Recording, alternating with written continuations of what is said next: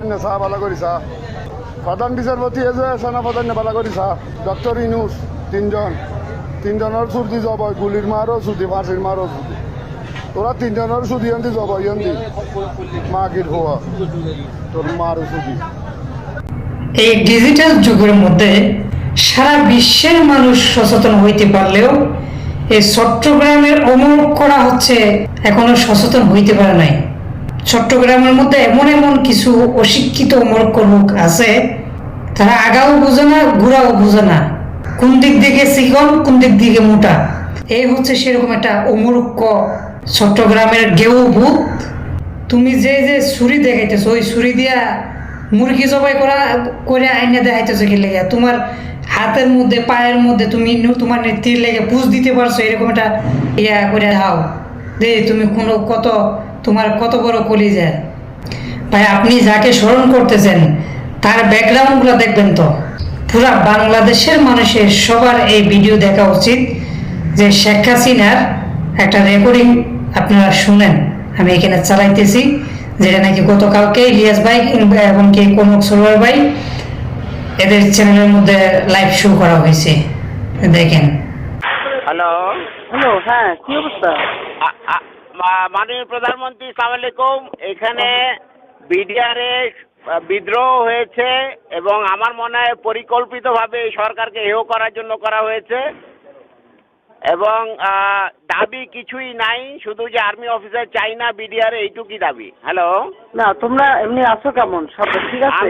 আমি আছি দরবার হলে, আমার অফিসারদের সহ আমাদেরকে ঘেরাও করে গুলি করছে ওরা, আমাদের অস্ত্র নাই, এই জন্য আমরা জবাব দিতে পারছি না।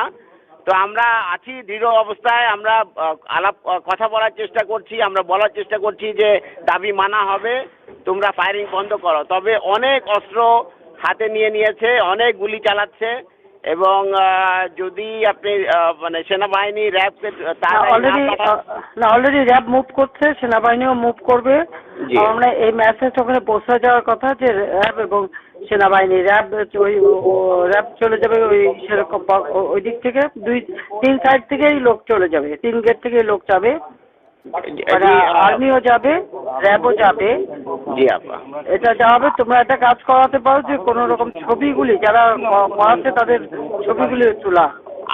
আমরা এটা নিচ্ছি আপা, আমরা ভীতু না, তবে আমরা যেহেতু অস্ত্র নাই এবং ঘিরে ফেলেছে এই জন্য আমরা এই অবস্থায় আছি।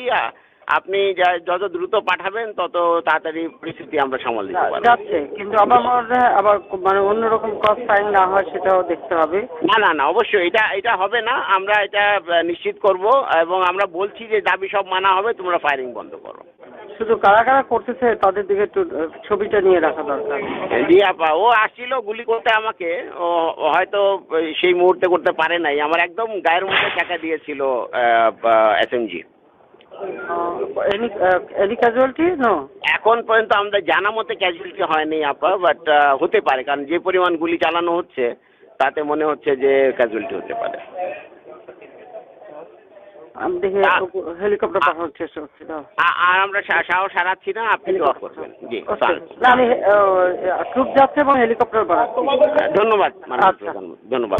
বিগত ফেজেস হাসিনার আমলে যে বিডিআর বিদ্রোহের নামে দেশপ্রেমিক সৈনিকদেরকে গুলি করে হত্যা করা হয়েছে পুরা দেশকে পঙ্গু করার জন্য, যাতে পুরা দেশকে ইন্ডিয়া দাসত্ববাদ বানাইতে পারে, যেটা নাকি শেখ মুজিব রূপ হিসাবে ধারণ করিয়া দিয়ে গেছিল বাংলাদেশের মানুষের ব্রেনের ভিতরে। সেভাবে পঙ্গু করার জন্য এই হাসিনা ফেসিস খুনি হাসিনা পরিকল্পিতভাবে দেশপ্রেমিক সৈনিকদেরকে খুন করেছে, হত্যা করেছে। সেটার প্রমাণ এই রেকর্ডের মধ্যে হয়, কারণ সেই ঘটনা ঘটার আগে হচ্ছে শেখ হাসিনার সাথে ব্রিগেডিয়ার জেনারেলের সাথে কথোপকথন হয়েছে টেলিফোনের মধ্যে। তো সেখানে বলছে আমি সবকিছু দেখতেছি, কিন্তু কিছুই দেখে নাই, সম্পূর্ণ আমাদের বিডিআর জওয়ান ভাইদেরকে শেষ করে দেওয়ার পরে হচ্ছে উনি মায়া কান্না করতে গেছিলাম, আমরা দেখছি বিগত আমলে। এখন শেখ হাসিনার কথা বাদ দেন, মুজিব এই বদমাস 1954 সাল থেকে ইন্দিরা গান্ধীর সাথে প্রেমের সম্পর্ক করে দেশকে বিক্রি করে দেওয়ার জন্য যে চুক্তি হাতে নিয়েছিল ভাষা আন্দোলনের নামে, বাংলাদেশের মাথার মগজের মধ্যে ঢুকাই দিয়েছিল মানুষের মগজে, সেটার মধ্যে সে সফল হইতে পারছিল। কারণ সেই সময় আমাদের বাংলাদেশের মধ্যে এরকম বুদ্ধিমান লোক ছিল না, শুধুমাত্র উঁচু গলার প্রেমিক ছিল, সেই কারণে সে সফল হইতে পারছে। এখনের যুগে ডিজিটাল যুগের মধ্যে, অনলাইন যুগের মধ্যে এসে সবকিছু যেহেতু অনলাইনের মধ্যে প্রকাশিত হইতেছে, সেই কারণে এই ফেসিস হাসিনা বেশি দিন টিকে থাকতে পারে না আমাদের সচেতন ছাত্র সমাজের কারণে। সেই জায়গার মধ্যে গিয়ে তুমি এখন এসে একটা ছুরি লইয়া ডক্টর ইউনূসকে হুমকি দিবা, তুমি দেশের মধ্যে বাচ্চা থাকতে পারবা?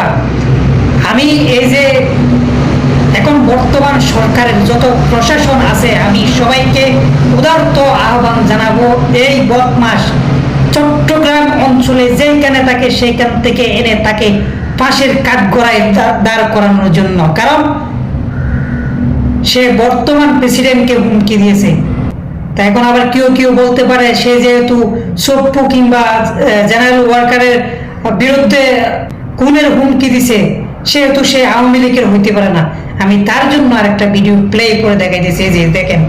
জয় বাংলা, জয় বঙ্গবন্ধু, জয় মাননীয় প্রধানমন্ত্রী শেখ হাসিনা। তুই যে বাংলাদেশের মধ্যে বসবাস করতেছিস, বাংলাদেশের জাতীয় স্লোগানে জানিস না। তোর বাংলাদেশের জাতীয় স্লোগান জানতে হলে তোর প্রথম থেকে কে বাংলাদেশের মেহনতি মানুষের জন্য কথা বলে আসতেছে তাকে চিনতে হবে। সে হচ্ছে মৌলানা আব্দুল হামিদ খান ভাসানী। তার ভাষা ছিল, মুখের ভাষা ছিল নারায়ে তাকবীর, আল্লাহু আকবার, জয় বাংলা না। বাংলাদেশের মধ্যে যদি সর্বপ্রথম কোনো নেতাকে অনুসরণ করা লাগে, সেটা হচ্ছে মৌলানা আব্দুল হামিদ খান ভাসানী। এরপরে দ্বিতীয় নেতা হিসেবে যদি কাউকে অনুসরণ করতে যান, তাহলে সেক্ষেত্রে আপনাকে মেনে নিতে হবে অবশ্যই সেটা শহীদ প্রেসিডেন্ট জিয়াউর রহমান। চট্টগ্রামে যে তুই বসবাস করিস, এই চট্টগ্রাম ছিল না, এই চট্টগ্রাম ছিল পাহাড় জঙ্গল।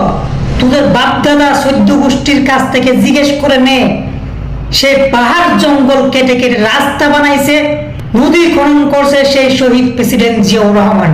তোরা ইতিহাস না জেনে রাজনীতি করিস লুবি কিংবা স্বার্থের জন্য।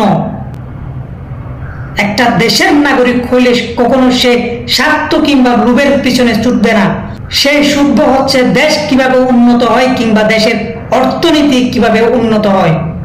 বৃহত্তর চট্টগ্রাম নিয়ে ভেবেছিলেন সেই শহীদ প্রেসিডেন্ট জিয়াউর রহমান। কারণ শহীদ প্রেসিডেন্ট জিয়াউর রহমান জানতো এই চট্টগ্রাম একদিন হয়ে উঠবে বাংলাদেশের অন্যতম অর্থনৈতিক চাকা, যেটা নাকি এখন ডক্টর ইউনূস বাস্তবায়ন করতেছে। বিগত 54 বছরে বাংলাদেশ স্বাধীন হওয়ার পরে কোনো গোষ্ঠী সেই দিকে চোখ দেয় নাই। তুমি সেই প্রেসিডেন্টকে হত্যা করার হুমকি দিতেছো, তোমার কত বড় কলিজা। বাংলাদেশ সরকারকে উদারত আহ্বান জানাবো যে ফেসবুক পেজের মধ্যে এই ভিডিও শেয়ার করা হয়েছে, তাকেও যাতে গ্রেফতার করা হয়। কারণ হচ্ছে এই যে ফেসিবাদের দূষণ যেগুলো আছে বাংলাদেশের ভিতরে, আমি উদারত আহ্বান করব কেউ যাতে এদের কথা প্রচার না করে। যেখানে এরা কথা বলবে তাদেরকে ডাইরেক্ট জবাই করার জন্য, হুকুম দেওয়ার জন্য উদারত আহ্বান জানাবো বাংলাদেশ সরকারকে। সবাই ভালো থাকবেন। আসসালামু আলাইকুম ওয়া রাহমাতুল্লাহি ওয়া বারাকাতুহু।